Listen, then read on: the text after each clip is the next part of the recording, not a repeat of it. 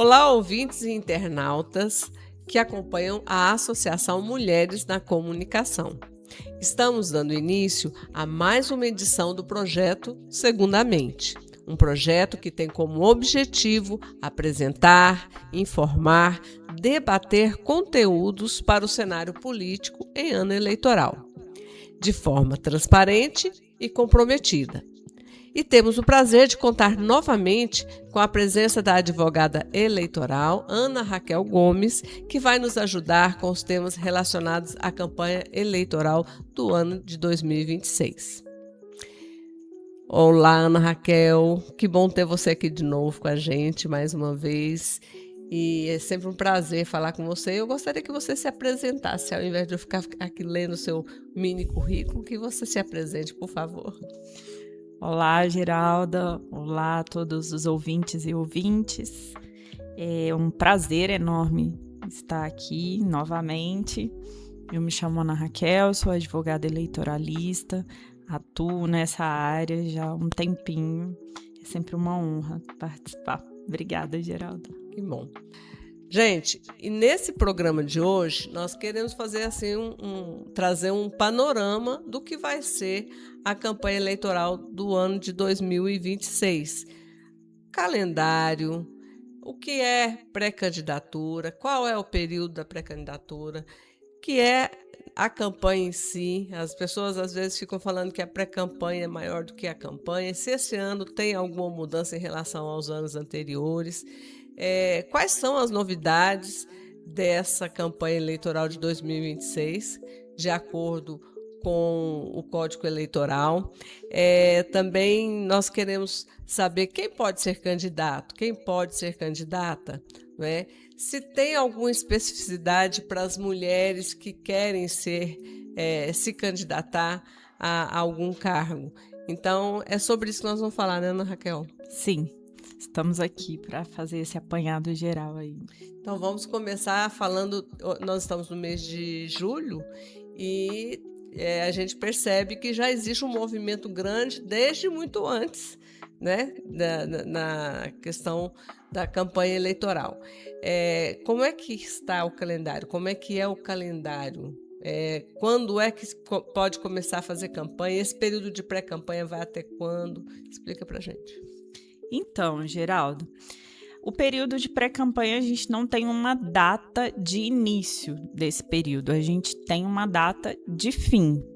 Então, a legislação não prevê quando se inicia a pré-campanha, mas ela termina no dia 15 de agosto, porque a partir do dia 16 de agosto a gente já pode fazer a propaganda eleitoral. Então, o entendimento é que, a partir desta data, 16 de agosto, estamos em campanha efetivamente. Então, todo esse período anterior à propaganda é considerado hoje pré-campanha.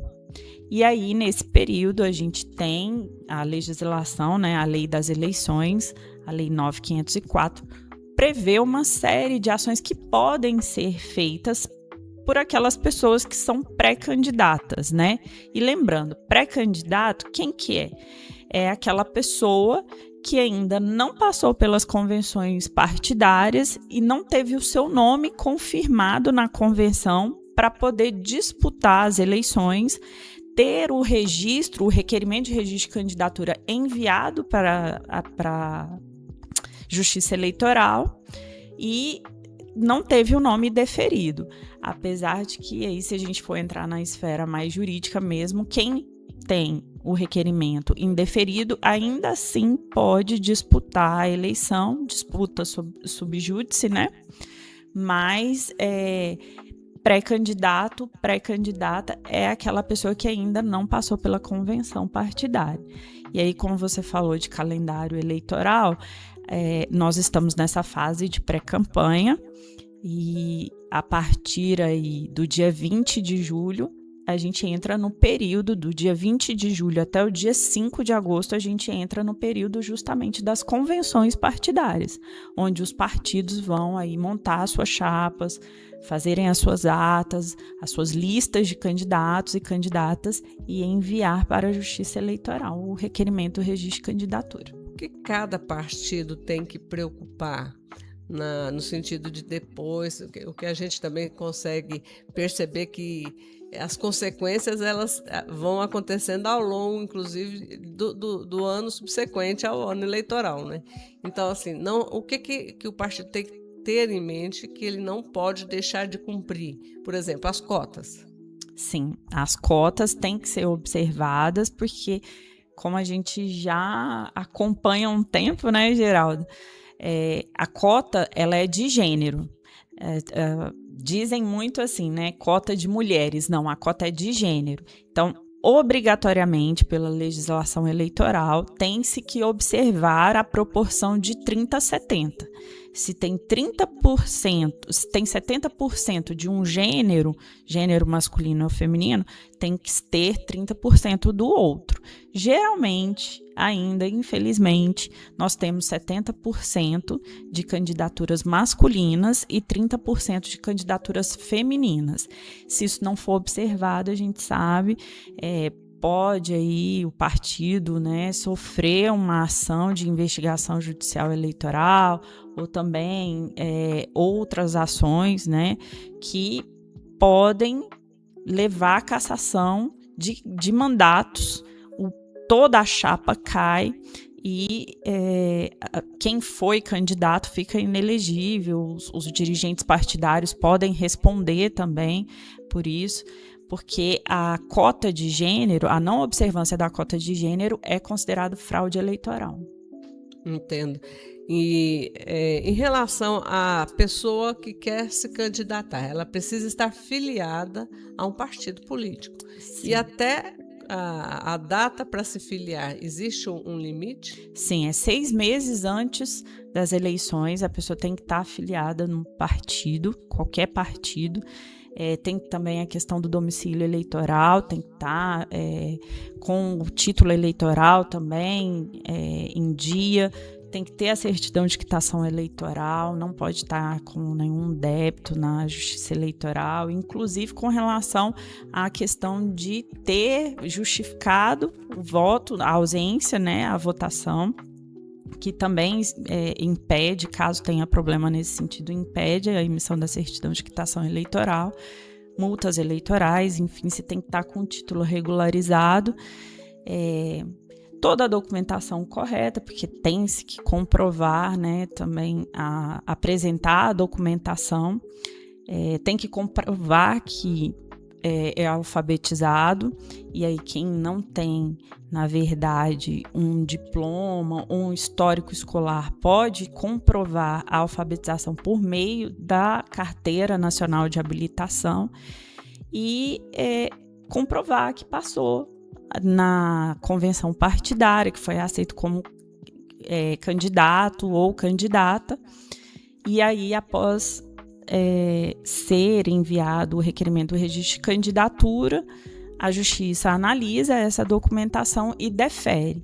Lembrando que tem algumas autodeclarações também, né? A pessoa tem que se autodeclarar, né? A questão do gênero tem que ser autodeclarado, a questão também racial tem que ser autodeclarada. Por quê? Porque existe a questão da cota racial também, que tem que observar tempo de rádio, tempo de TV para as candidaturas pretas, né? Também tem a questão indígena, que se autodeclara. Então, tem essas autodeclarações que tem que, quando é feito o requerimento do registro de candidatura, o partido tem que observar. Agora, a legislação prevê, né, as cotas e tudo mais. E essa autodeclaração não gera aí também, às vezes, declarações absurdas, né, de pessoas se autodeclarando negras ou pretas, né, e na verdade não são. Existe alguma fiscalização nesse sentido ou vale só a autodeclaração? Assim, por parte da Justiça Eleitoral, efetivamente ainda não existe. Essa fiscalização fica mais a cargo dos partidos políticos, Não pode cair na internet, né? Porque se cair na internet também a pessoa cai em descredibilidade. Né? É o que muitas vezes está acontecendo, né? Sim, exato. Mas esse tipo de fiscalização cabe ao partido. E aí a gente tem que ter consciência que os filiados também podem cobrar aí das suas respectivas direções partidárias. Porque a gente sabe que pode ter uma tentativa aí de ter uma autodeclaração inverossímil, vamos colocar assim. Sim. E isso, de fato, pode levar a algum tipo de privilégio que seria a destinação de algum recurso que seria para as candidaturas pretas, por exemplo, indígenas, para uma pessoa que não necessariamente teria esse direito. Mas, como é uma questão partidária, a Justiça Eleitoral não interfere nesse sentido, a não ser que tenha algum tipo de regulamentação em que tem um outro tipo de previsão. Se houver denúncia de pessoas de fora do partido, a Justiça Eleitoral, ela vai investigar? Ela vai ou não tem? Não, justamente por ser uma questão intrapartidária. Né? É mais ou menos como a questão e é um dos grandes problemas ainda de financiamento de candidaturas subrepresentadas, assim, como de mulheres e pretas e indígenas e trans, por exemplo. A questão do financiamento se dá justamente por isso. É uma questão intrapartidária, a gente tem uma previsão que é o quê? Deve-se destinar 30% para candidaturas femininas. Então, qual que é a outra previsão? Se na chapa, né, se o partido tiver 40% de candidaturas femininas, o repasse tem que observar essa porcentagem. A participação na rádio e TV tem que se observar também. Porém, como é uma questão intrapartidária, pode acontecer, por exemplo, porque geralmente o repasse do fundo é feito pelo nacional para os estaduais ou para os municipais. E quando é feito do nacional para o estadual faz o repasse para o municipal. Mas o nacional é obrigado a repassar 30%, vamos colocar assim, do fundo para candidaturas femininas. Nacional, Partido Nacional. A direção nacional. A direção nacional do partido. Para a direção estadual. Mas é assim, se o partido vai receber 1 milhão de fundo, por exemplo, 30% ele tem que repassar. Mas não diz que ele tem que repassar para todos os diretórios estaduais uma parcela desses 30%. Então, a direção nacional simplesmente pode decidir não, eu tenho aqui que repassar 30%, então eu vou repassar para o diretório de São Paulo, para o diretório do Rio de Janeiro, para o diretório de Minas Gerais e não vou passar nada para o diretório de Goiás. Isso pode ser decidido. E a Justiça entende que foi observada a questão da porcentagem, da destinação correta. Por quê? Porque a divisão de como isso é feito cabe ao partido. Acaba sendo legal, mas imoral, né? Sim. Porque prejudica, né? Sim, prejudica. E você falando de fundo partidário, é outro tema muito polêmico, porque tem aquelas pessoas que acham que não deveria ter esse recurso, né? Não, que o Estado não deveria financiar as candidaturas. Por outro lado, a gente sabe que existem candidaturas de pessoas que não têm recurso e não têm de onde tirar e que o fundo partidário é necessário. E além do que também existem aqueles casos, como você acabou de falar, do partido, às vezes, priorizar determinados locais e candidatos em desfavor de outros. Então, eu quero que você também explique como é que o que é o fundo partidário e como é que ele foi criado, para que ele foi criado, qual a intenção? Basicamente, né, a gente tem um fundo partidário e um fundo especial de financiamento de campanha, que é o que a gente chama de FEFEC. O fundo partidário, ele é mais voltado para a manutenção do partido, né? Então, até despesas do dia a dia, a gente tem um fundo partidário para essas questões, para quem trabalha no partido, para as despesas do partido e etc. Pode-se usar também em campanha, mas é mais basicamente para essas questões. E o Fundo Especial de Financiamento de Campanha, que é esse fundo bilionário, que surgiu até numa tentativa de se moralizar a questão do financiamento de campanha, que vamos retirar, então, a possibilidade de que pessoas jurídicas, empresas, financiem campanhas. Sim. Né, que existia uma grande polêmica sobre isso, e vamos permitir aí que seja feito um fundo onde parte de uma parcela do dinheiro público seja destinado para o financiamento de campanha. E é justamente esse fundo, o Fundo Especial de Financiamento de Campanha. Ele é proveniente de multas eleitorais, outras fontes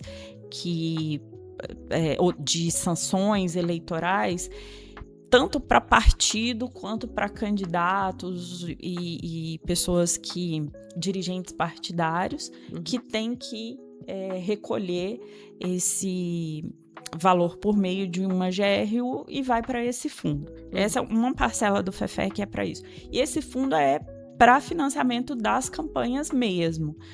E é desse fundo especificamente que a gente tem a obrigatoriedade de se destinar uma parcela para as candidaturas femininas e etc. Em relação também as outras cotas de negros e dos povos originários também, né? Exatamente. Ok. Bom, nós estamos aqui caminhando com a nossa Segundamente, né? O programa de estreia desse ano, de 2026, tendo como nossa convidada permanente, né, a advogada Ana Raquel, que está, então, dando aqui essa aula para a gente sobre campanha eleitoral, o que é permitido pela legislação brasileira, o que não é permitido, não é? Quando de fato começa a campanha, e nós temos algumas novidades para esse ano eleitoral de 2026, né? Onde nós vamos eleger governador, vamos eleger deputados estaduais, deputados federais, senadores e o presidente da República, né? Sim. Quais são as novidades? Bom, primeiro, a gente tem as resoluções, né? As resoluções, elas existem para regulamentar a legislação eleitoral, e as resoluções são várias resoluções. Resolução para dispor sobre o calendário eleitoral, resoluções sobre a prestação de contas, propaganda eleitoral. E é bom a gente falar sobre as resoluções porque todo o processo eleitoral, ele não começa agora. Se a gente pegar a resolução do calendário eleitoral, a gente vai ver que já tem atos do processo eleitoral já previstos para o ano que vem. Já. Sim. Então, a justiça eleitoral, ela não para. E o principal, eu gosto de destacar, o Brasil é muito evoluído na questão eleitoral. Não só por conta da urna eletrônica, mas o processo eleitoral brasileiro é muito evoluído. Todas essas resoluções, e aí, como você falou, a gente tem essas alterações, elas passam por um processo público, que é o quê? É aberto um prazo para que organizações da sociedade civil, partidos políticos, pessoas, cidadãos comuns possam encaminhar para a Justiça Eleitoral sugestões de alterações nas redações das resoluções. Porque a democracia ela tem que ser aprimorada, consequentemente o processo eleitoral também tem que ser aprimorado. E aí a gente, após esse prazo, a Justiça Eleitoral abre um calendário de audiências públicas para que quem inscreveu essas alterações possam fazer defesa nas audiências públicas dessas proposituras de alterações. E, felizmente, tem algumas organizações, tem alguns partidos políticos que são bastante atuantes. E nós, como mulheres, a gente sabe da nossa luta, Sim. né? A gente, por várias entidades e organismos, a gente propõe várias alterações. E uma das alterações que a gente teve e que passa a valer esse ano, e que já era uma luta de vários grupos de mulheres, inclusive com propostas de alteração no Código Eleitoral, era justamente de poder utilizar uma parcela dos gastos do dinheiro de financiamento de campanha para a proteção de candidatas que sofrem violência política de gênero. A gente sabe da crescente violência contra as mulheres no geral, mas contra as candidatas nesse período, contra pré-candidatas e candidatas nesse período é muito grande. A gente tem não raras notícias de violências nas redes sociais, né? Ameaças, difamação, exposição vexatória, humilhação pública mesmo, sim, né? Até casos de morte, como a gente teve vários casos de morte na campanha passada. Então, era uma luta já e era uma demanda muito grande de que as mulheres pudessem utilizar parcela do dinheiro de campanha para pagamento de proteção. Uhum. Então, assim, felizmente passou. Sim. Agora a gente tem na resolução uma previsão de que gasto com segurança é gasto eleitoral. Pode ser usado o fundo partidário. É o FEFEC, Fundo Especial de Financiamento de Campanha. Né? Então, isso é um avanço. Para quem sabe dos entraves que a gente tem para uma campanha feminina, sabe que esse era um. Sim. A gente ainda vai ver como vai funcionar, mas, de fato, foi um avanço. Então, a gente tem também vários outros que a gente tinha algumas regulamentações com relação ao uso da inteligência artificial, agora está efetivamente regulamentado. Então, a gente teve alteração na questão da propaganda eleitoral, várias outras proibições. Uhum. Então, essa questão da proteção aí das mulheres e das candidaturas vulneráveis que a gente fala, né? Uhum. A gente também tem outras alterações que são muito significativas para quem tem mobilidade reduzida, para quem dos povos originários, que vai agora poder votar com a sua própria língua, a questão das pessoas que se utilizam um nome social podem agora votar, tem o seu nome social no cadastro eleitoral. Então, a gente tem diversas alterações aí que são significativas, principalmente para conquistas, né? São conquistas. E respeitando essa diversidade que nós temos, né? Sim. De pessoas, sejam elas eleitoras ou na condição de candidata, de candidato, de pré-candidato e pré-candidato. A gente estando no período pré-eleitoral, é importante a gente falar mais a respeito desse período, porque a gente, no mundo que a gente vive de militância, né, de estar sempre se esbarrando em alguém que é pré-candidato, e às vezes não tem o cuidado, o zelo com aquilo que está fazendo. E pode ali, se mal assessorado, incorrer em algum erro que depois vai ter consequências futuras, do tipo cassação de chapa, né? Eu queria que você falasse então mais sobre esse período, do que é importante cada pré-candidato ou o próprio partido ou a própria assessoria desse pré-candidato ou pré-candidata saber para poder, né, cuidar dessa pré-campanha. Bom, esse é um período excelente, né, que tem que ser bastante utilizado, principalmente por aquelas candidaturas menores, que não têm tanto poder assim, econômico, né, e também não tem a visibilidade de quem tem um mandato. Então, esse é um período que deve ser bastante utilizado, mas a gente tem as regras para serem utilizadas. para que esse período possa ser bem utilizado. Bom, basicamente, não pode pedir voto, nem pedido explícito e nem pedido implícito de voto. A Justiça Eleitoral, o TSE, afirmou o entendimento de que você pode, e isso está na legislação, de que você pode pedir apoio para sua pré-candidatura, mas você não pode pedir implicitamente o voto. Como que seria isso, basicamente? Você pode, o pré-candidato, a pré-candidata, ele pode falar aos 4 cantos: sou pré-candidato, sou pré-candidata, eu tenho tais projetos, eu tenho uma plataforma assim, eu já sou liderança, eu já fiz isso, já consegui isso para minha comunidade, para o meu bairro.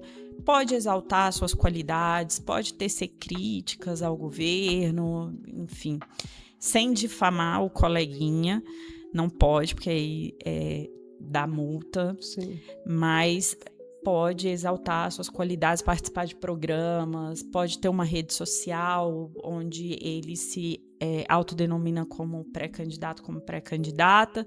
Tudo isso pode ser feito, mas não pode pedir o voto, né? Peço seu voto, vote em mim, me eleja, de jeito nenhum. E também não pode fazer de forma implícita, que seria basicamente o quê? Olha, eu sou pré-candidato, eu sou pré-candidata, eu tenho um projeto muito bom, eu quero fazer isso para determinada categoria. Lembrem-se de mim no dia das eleições. Esse lembre-se de mim no dia das eleições é um pedido implícito de voto, né? Então, assim... Problema. Esse pedido implícito não pode ser feito. Mas você pode fazer impulsionamento, desde que seja com o seu CPF. Você pode fazer gastos moderados. Não tem uma prestação de contas nesse período, tem somente a partir do período de campanha, quando se tem um CNPJ, mas você pode fazer gastos moderados. O que seria um gasto moderado? Você gastar na sua pré-campanha de acordo com o seu poder econômico. Então, o que a justiça nesse período observa é abuso. Se você gasta muito além daquilo que você tem, que você pode, né? Isso pode ser observado pela Justiça Eleitoral. E eu posso gastar, abuso. por exemplo, eu sou pré-candidata e, eu vou gastar um valor dentro do meu orçamento, vou pegar nota fiscal e quando o fundo eleitoral entrar, eu posso abater essa despesa? Não pode. Não pode, por quê? Porque o fundo só pode ser usado na campanha. E só tem campanha quem é candidato. Quando é pré-candidato, você é pré-candidato, você não é candidato. Posso fazer vaquinha? Você pode fazer a vaquinha virtual. E posso gastar o dinheiro? Não. A vaquinha virtual, ela só é possível fazer a vaquinha virtual através daquelas plataformas que estão autorizadas. Faltou a palavra. Obrigada, Gerardo. Autorizadas pelo TSE. As plataformas que estão autorizadas estão disponibilizadas no site do TSE. Você pode fazer durante todo esse período de pré-campanha, porém, você só pode gastar o dinheiro depois que você tiver um CNPJ e uma conta. Porque aí aquele dinheiro que estava lá na plataforma, ele vai ser transferido para a sua conta. Certo. E aí é uma conta específica, você presta contas, o extrato disso vai para a Justiça Eleitoral, então tem toda uma sistemática que tem que ser seguida, toda uma legislação que tem que ser seguida. Tem pessoas que, enquanto pré-candidatos, falam: mas como é que eu vou fazer então? Eu posso fazer uma arrecadação nesse momento para para bancar minha pré-campanha? Não nos mesmos moldes da vaquinha virtual, que é o crowdfunding que a gente chama, né? Mas, assim, a gente pode chamar os amigos para apoiarem a nossa pré-candidatura seja com seus trabalhos, enfim. E mesmo com recurso financeiro, se eu, enquanto pré-candidata, tiver essa colaboração dos amigos, isso não é problema. Na verdade, não tem doação nesse momento, né? Então, assim, o que seria interessante? Você vai lá e tem um trabalho seu, você faz a venda do seu trabalho. A gente até fala assim, um grupo de amigos pode se juntar para falar, vamos fazer ali uma quantidade de canecas para vender e para ajudar o projeto da nossa amiga. Isso pode ser feito, você pode apoiar dessa forma, mas não existe doação nesse momento. Mas o que a Justiça Eleitoral de fato observa, Geraldo, é se tem abuso. Entendo. Sabe? Então, assim, e lembrando, o que é vedado na campanha é vedado na pré-campanha. Então, a gente tem que ter muito cuidado, assim, com doações ilegais. A gente sabe que na campanha não pode ter doação de pessoa jurídica. Então, em regra, o pré-candidato não pode receber doação nesse período de uma empresa. Então, é por isso que, assim, é a mesma coisa. O pré-candidato, a pré-candidata, ele pode impulsionar um conteúdo que esteja vinculado ao seu CPF. Sim. Porque na campanha, o impulsionamento só é permitido quando é vinculado ao CNPJ do candidato, da candidata. O único terceiro que pode fazer impulsionamento em nome de candidato ou candidata é o partido político. Né? Um eleitor não pode fazer. Uma pessoa jurídica não pode fazer. Então, a mesma regra vale na pré-campanha. Quem pode fazer? Somente quem é pré-candidato. Ou partido político. Sim. Só. Então, a gente tem que ter esses cuidados. Mas, por exemplo, adesivo, né? Pré-candidato pode fazer adesivo? Pode. Desde que não tenha símbolo, nome, número do partido. Por quê? Porque esses elementos são elementos de campanha, que você utiliza na campanha. Então, desde que não tenha esses elementos, você pode sim fazer adesivo. Já se tem um entendimento firmado. Antes nem isso podia. Agora, assim, já tem algumas campanhas que a gente pode. Com moderação. Sim. Então, você pode fazer. Mas se eu criar uma identidade visual para minha pré-campanha, eu posso usar essa identidade visual? Uma logomarca, algo que identifique a minha pré-campanha. Eu posso usar essa mesma identidade na campanha? Então, o entendimento que se tem é que aquilo que você faz na pré-campanha com relação à identidade visual seja utilizado só na pré-campanha. Porque, infelizmente, assim, a gente pode até achar que é um preciosismo, né? Eu, particularmente, tenho essa concepção. Porém, se a gente for considerar quem tem uma viabilidade, uma capilaridade, assim, política e quem tem um poder econômico maior, se você utiliza o período da pré-campanha já com uma identidade que você vai utilizar na campanha, você tem muito mais chance de se firmar ali na consciência do eleitorado. Então, o que tem-se de entendimento nesse sentido? Tem que separar, por quê? Para não ser considerado propaganda antecipada. Então, a gente, enquanto operador do direito, a gente dá algumas dicas. Utiliza cores parecidas, né? Sim. Faça uma identidade visual da pré-campanha que você possa utilizar alguns elementos na campanha. Cores, tipografia, alguma coisa. Considerar que outros elementos vão entrar, né? Sim. Na propaganda eleitoral.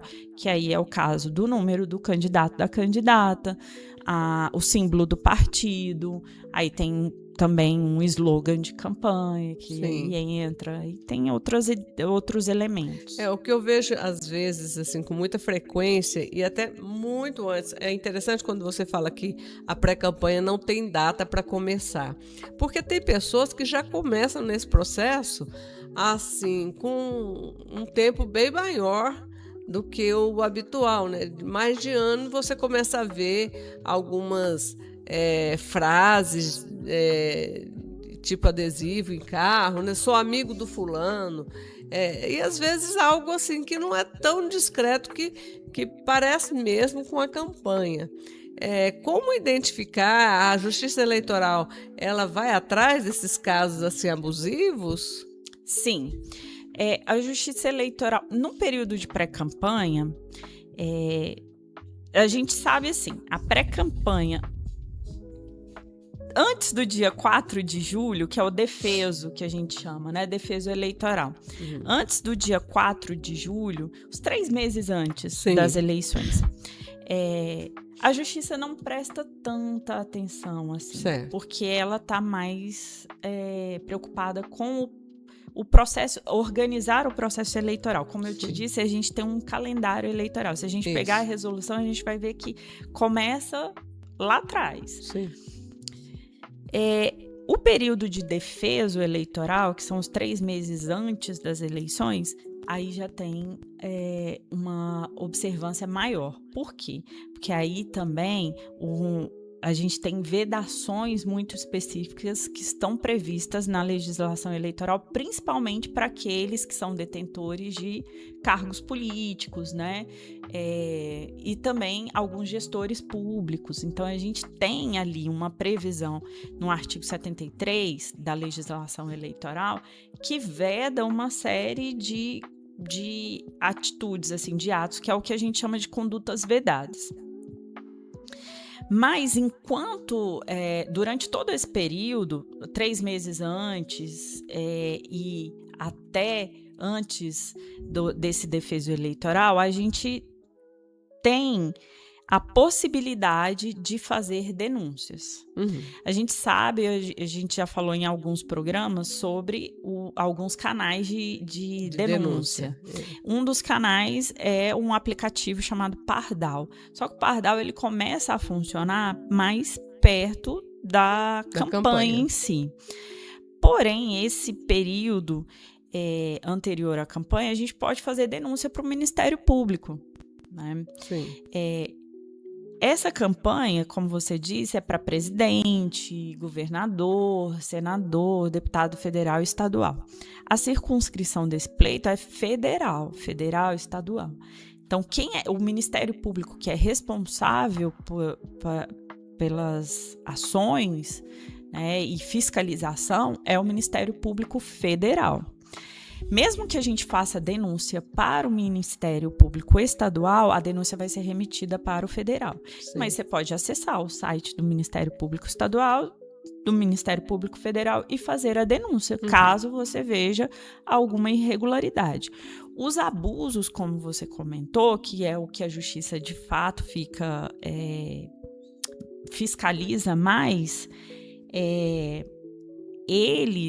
se o Ministério Público não vê, se um partido político não vê, um cidadão vê e faz a denúncia, o Ministério Público vai lá e fiscaliza. A justiça vai se abrir um procedimento, pode ser julgado. Nesse momento, pode ter representação? Pode. Pode ter representação por propaganda antecipada, pode ter representação por propaganda irregular, por ações por conduta vedada, pode ter, sim, por abuso, por crimes eleitorais. Nesse período, alguns crimes eleitorais, nesse período, a gente tem essas ações também. Propaganda negativa, que é, né, denegrir o coleguinha. Uhum. E também a questão das fake news, né? A gente não pode esquecer das fake news. Então, sim, todas essas ações... Mentira, desqualificação, né? Exato. Então, difamação. Na pré-campanha, se o candidato... De repente, o candidato ele tem lá uma renda X, né? E, de repente, ele começa a ter muito mais renda lá na sua conta, né? No seu Pix e tudo. Isso...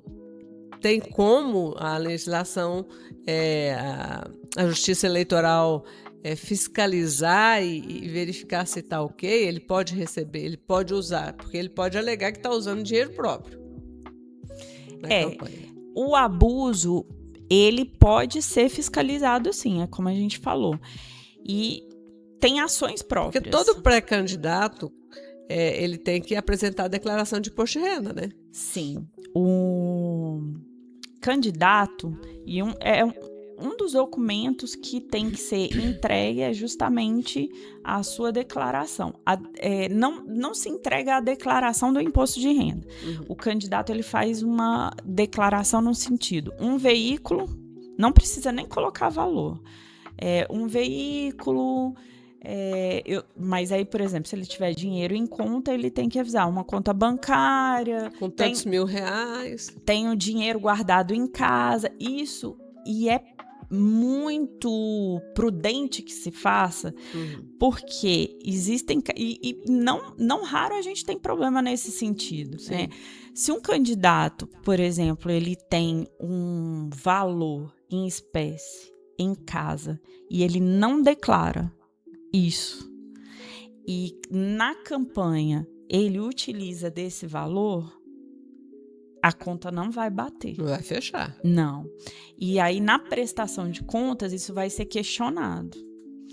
Se ele não justificar, se ele simplesmente falar assim, tive um empréstimo, tirei um empréstimo com um primo meu, tirei um empréstimo com um amigo meu, a legislação, ela veda empréstimo com particulares, tem que ser com uma instituição bancária, que é registrada no Bacen, tudo certinho. Então, assim, tem N meios de burlar a legislação da prestação de contas e etc. Tem. Porém, essa legislação vem se aprimorando.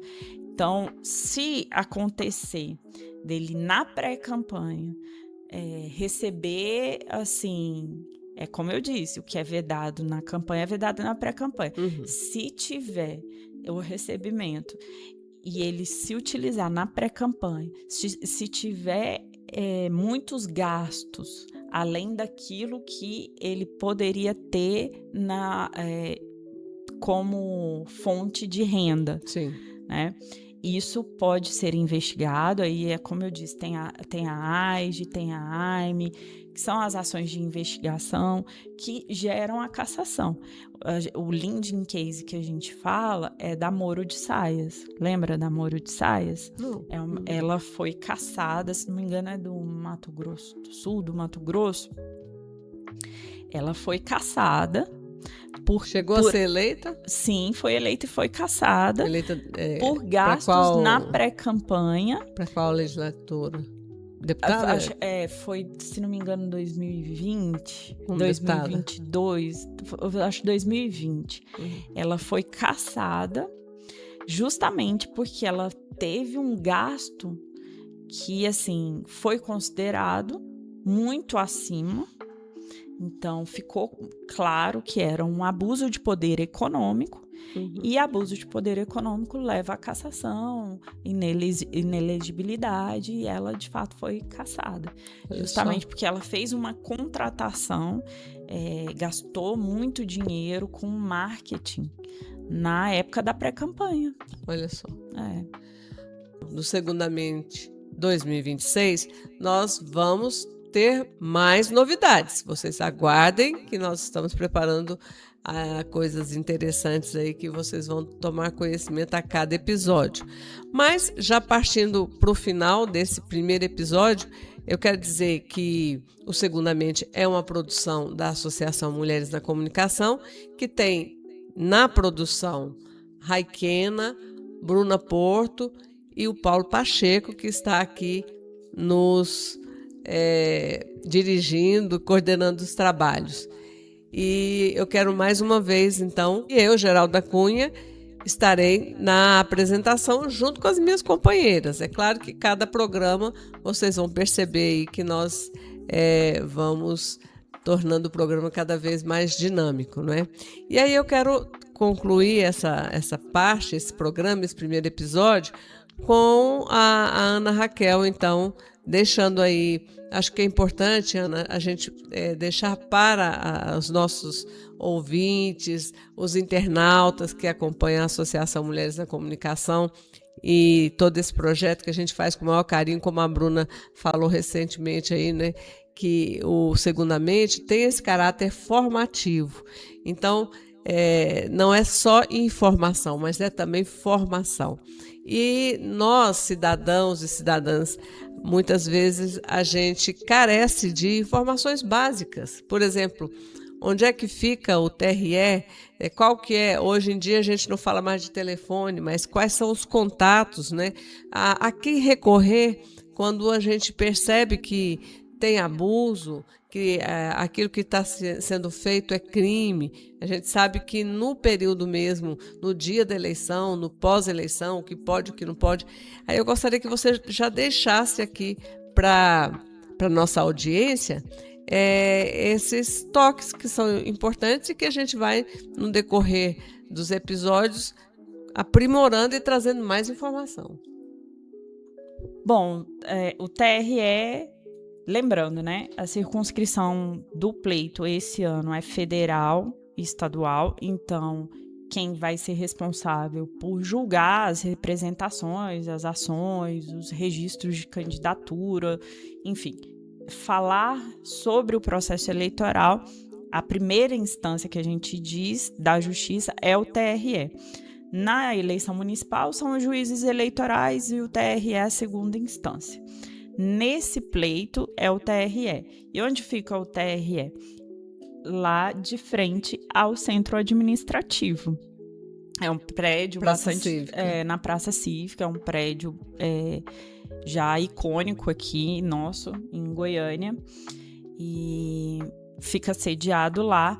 A gente tem a ouvidoria do TRE, que também serve para recebimento de denúncias, como a gente falou, o MPF é o responsável pela fiscalização, então a gente pode mandar denúncias através do site do MPF, que é o Ministério Público Federal, que é o MPF Cidadão.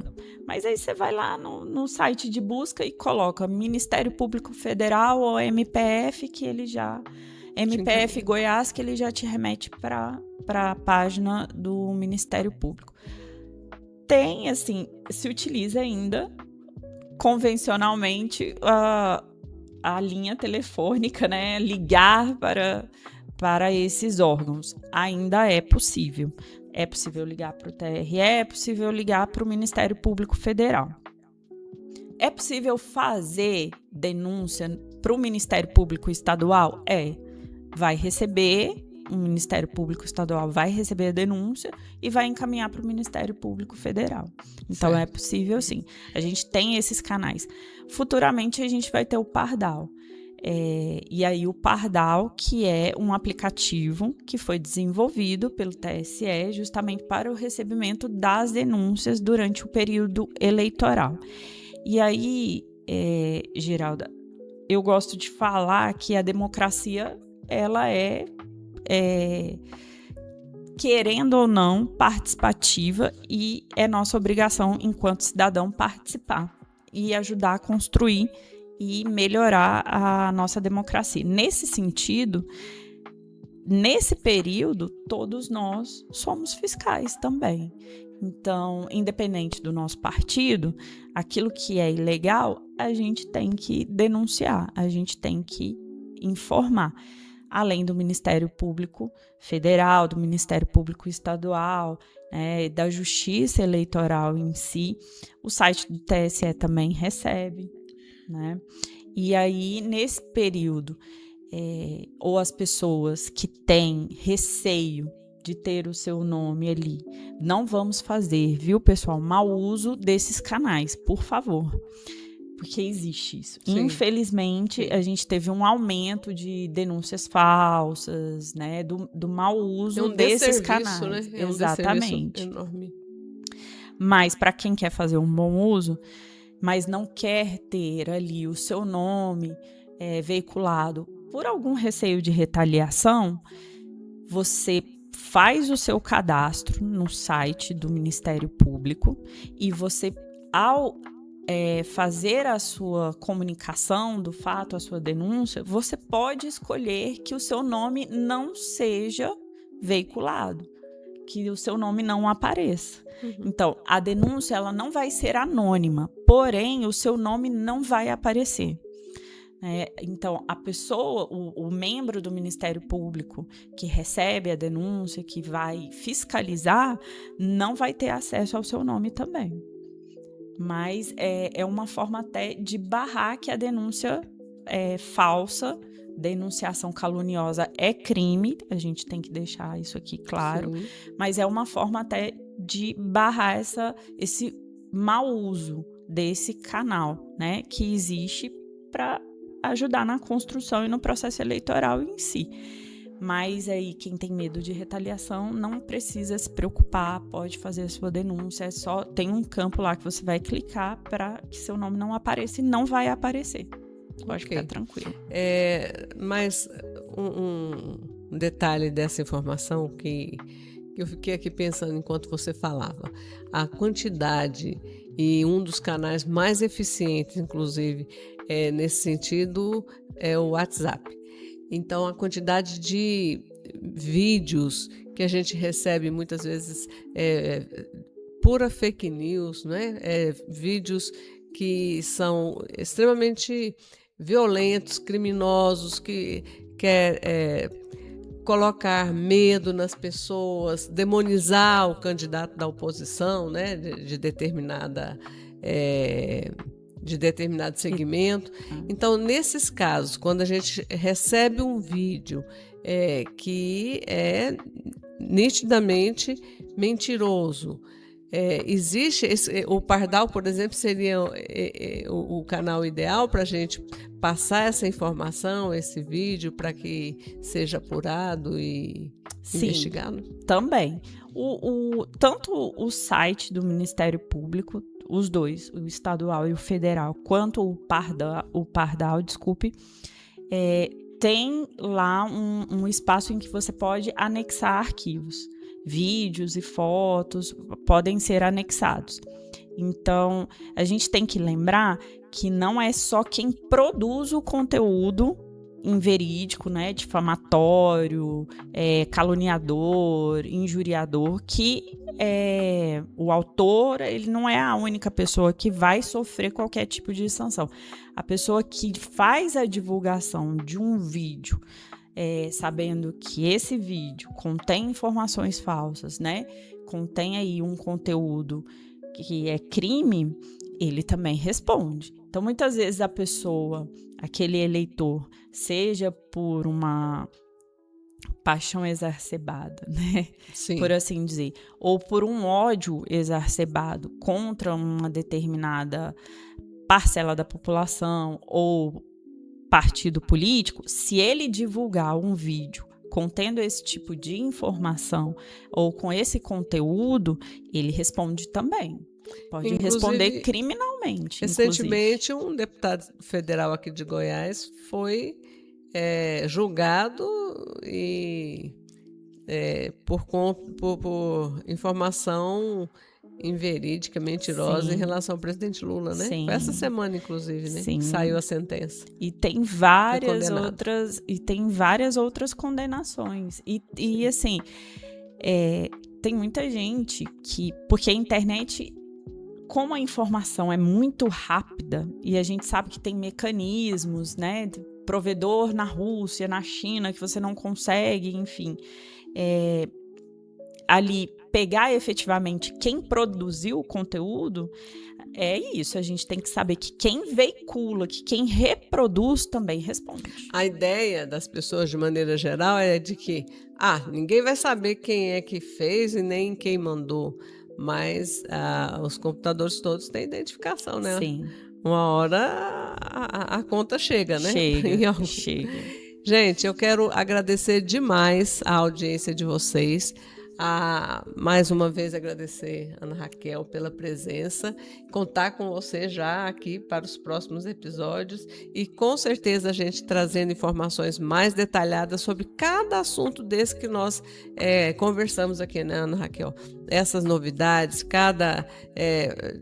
falar a respeito de cada item desse que a Ana Raquel trouxe como novidade para essas eleições. Então, são programas que vão ser exclusivos, né?